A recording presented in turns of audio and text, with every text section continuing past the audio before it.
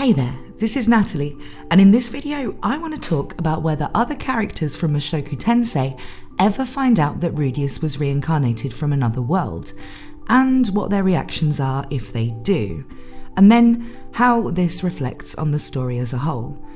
This means there will be spoilers for Mushoku Tensei and redundancy, so you have been warned. But a quick announcement before that. Due to my persistent and increasingly dire financial situation, I am now offering editing services for writing, as well as commissions for custom voice recordings, and you can hire me for either of those, or just make a donation to help out a very poor cat girl who doesn't want to become a stray cat girl, using the link to my Ko-fi in the description. For those who don't know, I was a professional writer and editor for 10 years before I started my channel, and I've got experience with fiction, non-fiction, and academic papers, and due to desperation, I'm charging about half the market rate. So if you're a writer, it could be a good deal for both of us. But that's enough of my general desperation. Let's get back to talking about Mushoku Tensei. Now, the first instance we see of someone learning that Rdudy is from another world, other than Hitagami, who I'm not counting for the purposes of this video, though I do have a video all about him if that's a topic you're interested in, is in the Season 2 episode, White Mask. In this episode, Nanahoshi learns specifically that Rudeus is from Japan and was reincarnated, but Sylphy learns, at the very least, that Rudeus has something to him that she didn't know about, given he can speak a language only he and Nanahoshi seem to know, and is told it's because they come from the same place. Given Sylphy knows Rudeus's family and that he should come from the same village as her, obviously this means something is strange about him. But she can't really push the matter in this episode because she's still posing as Fitz. She does ask Nanahoshi again about it at the wedding reception, but she again doesn't really push things. Sylphy doesn't really seem to care too much about any of this, beyond developing a jealousy towards Nanahoshi that will remain for the whole series. She doesn't hate her or anything, but where she's okay with Rdudy having other wives and stops getting jealous about other girls around him once she's married him, her previous worries around girls like Linnea and Persena being more about how maybe they were the type he liked so he wouldn't like her. She would never accept Nanahoshi having a relationship with him. Neither of them are interested in that anyway, but it seems like the fact they share a connection that Sylphy wouldn't have with him herself is what makes her the only one that she would really hate Rdudy to love, as well as her. It may seem strange that Sylphy is more concerned with relationship stuff than with the fact he seems to have lived a life that should be impossible based on what she knows about where he's from. But consider that Sylphy has experienced the mass teleportation incident. Weird stuff like that isn't outside of what she can just accept as real. And it's not like reincarnation or whatever is particularly freaky as a concept either. She's literally just seen Buddy Gaddy get blasted away and come right back. She's just more concerned with her life with the Rudeus that she's known since her childhood. The other characters who are notable in terms of definitely knowing Rudy's circumstances, though they're not necessarily the only ones who know, are Eris and Aisha. I'll talk about Aisha first because this one is a bit unusual in terms of whether or not it's canon. See, the conversation Rdudy has with Aisha about his past life is by far the most in-depth and the most revealing about how he feels about his past self now he's become an adult in this world. However, it does happen in the infamous deleted Aisha chapter of Redundancy. This is also where the equally infamous niece incident is discussed, something people love to bang on about when complaining about the series, but which is not currently part of the light novel canon which the anime is adapting at all.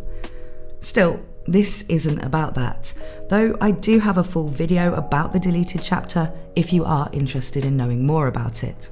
Instead, we're talking about how the characters find out and their reactions. I'm just mentioning the canon status because this is something where it could change or be cut altogether in the final published version of the Aisha story. I do think, though, that whether Rdudy and Aisha ever discuss the reincarnation situation in the final canon or not, that Aisha knowing would still be the case. This is because Aisha actually figured it out for herself. Now, Aisha is a genius, so it's not surprising that she'd put things together, especially considering she's been doing things like trying to recreate Japanese recipes for him, and obviously he's got to have picked those up from somewhere. So when Rudeus opens up and tells her about it in a heartfelt conversation about people making mistakes, she's just not surprised at all. But then there's Eris. And Eris is probably the most interesting case here. Basically, she finds out because she overhears Rudeus talking to Orsted about it, and not a single fuck was given that day. She absolutely doesn't care. She knows about Orsted's situation, and she too has been all over the world and met all kinds of strange people at this point, and so she doesn't find it weird at all, and it basically changes nothing for her or how she sees Rdudy. The reason I find this interesting is not that it in itself is an interesting reaction. In fact, it's intentionally anticlimactic, but because of how it makes us think about the perspectives of people like her about this matter. And when we do, it makes perfect sense. See, the way Mushoku Tensei is told tends to get us wrapped up in Rdudy's unique circumstances, and so the reincarnation thing is a big deal to us and to Rdudy, but there isn't a compelling reason for anybody else to really be fazed by it, other than Nanahoshi and Orsted, where his situation has a specific relevance to their own goals. I always think about this when people talk about the matter of Rdudy's age. People who don't really know what they're talking about often propose that Eris at the end of season 1 wouldn't have been interested in Rdudy if she knew he was actually mentally in his 40s. But we see that, actually, him having memories of a full past life actually changes nothing for her. Age differences in general don't really mean much to people in this setting when it comes to relationships, given there are races with all different lifespans that are able to interbreed.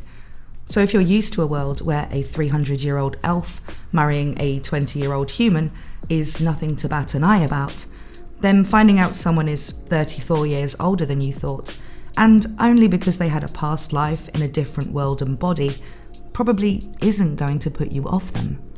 And that's the thing. Would people really consider his cumulative age at all? We do, because we follow his experience as a seamless transition from one life to the next. But if you start to consider what a realistic reaction from the people around him would be, I see it kind of like this. If you not only believed in reincarnation, but knew as a proven fact that it existed, and you knew some people still had full memories of past lives, if I said to you, I have full memories of a past life where I was Queen Victoria, would you now think of me as being over 100 years old? Would you think of me as royalty? Or would you just be like, how cool that you had an interesting past life, and just think of that as a notable thing about me that doesn't otherwise change what you know about me now? And then what if I instead said I had memories of a past life where I did absolutely nothing and was very unhappy? It'd be the same, right? Only just not very interesting or cool. For the POV character, it's a weird thing, and it feels like they're just carrying on the same consciousness in a new body and place. They're the same person, at least until they begin to change and grow, but to other people, it's just memories of a past life. Of course, it is slightly different to that in isekai reincarnation stories, as it's not just memories, but also intellect that carries over.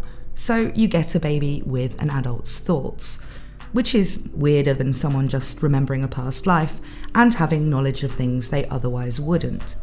But I don't really think that's something the other characters think about.